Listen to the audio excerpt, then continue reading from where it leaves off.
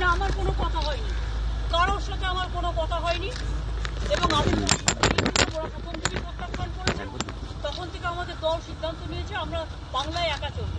Even ওরা যে আজ থেকে র্যালি করেছে আমাদের একবার অ্যাজ এ ম্যাটার অফ কার্সি, আমি ইন্ডিয়ার অ্যালায়েন্স আমাকে একবার জানিয়েছে দিদি আপনার রাজ্যে যাচ্ছি, না জানাইনি। সুতরাং আমার সাথে কোনো সম্পর্ক নেই বাংলার ব্যাপারে। অল ইন্ডিয়ায় কি করবো না করবো আপনার ইলেকশন ভাববো, আমরা সেকুলার পার্টি, আমরা বিজেপিকে হারানোর জন্য যা করার। কিন্তু এখন কোনো চর্চা নেই, মিথ্যে কথা, অ্যাবসলিউটলি রং। মিথ্যেটা আমি বলবো না বলতে, অ্যাবসলিউটলি রং।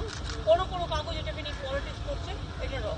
আর একটা কথা বলতে, কাজল শেখকে নিয়ে অনেকে পলিটিক্স করছে।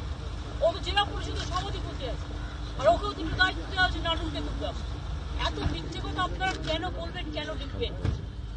দিদি, শেখ শাহজাহানের বাড়িতে ফের ইডি রেড হলো আজকে।